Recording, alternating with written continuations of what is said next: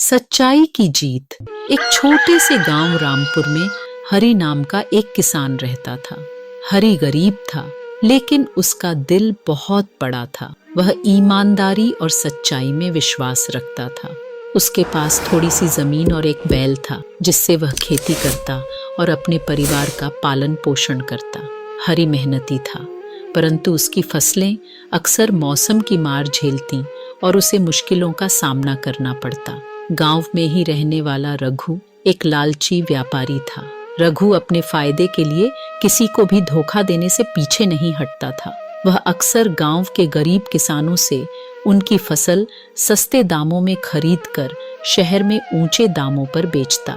एक दिन रघु ने हरि को कहा, तुम्हारी फसल इतनी अच्छी नहीं है, इसे तो कोई खरीदना भी नहीं चाहेगा। अगर तुम इसे मुझे बेचोगे तो मैं तुम्हें कुछ पैसे दे सकता हूँ। हरि को उसकी बातें पसंद नहीं आईं, लेकिन पैसों की जरूरत के कारण उसने अपनी फसल रघु को बेच दी।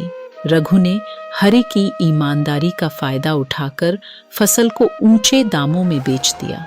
इस बात का हरि को पता चला, लेकिन उसने सोचा कि वह सच्चाई और मेहनत के रास्ते से कभी नहीं हटेगा।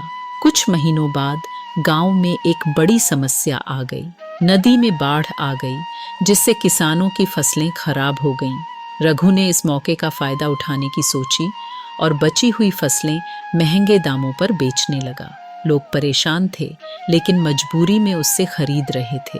हरि ने इस समस्या का समाधान निकालने का फैसला किया। उसने अपनी बची हुई फसल को गांव वालों के बीच बांटने का निर्णय लिया।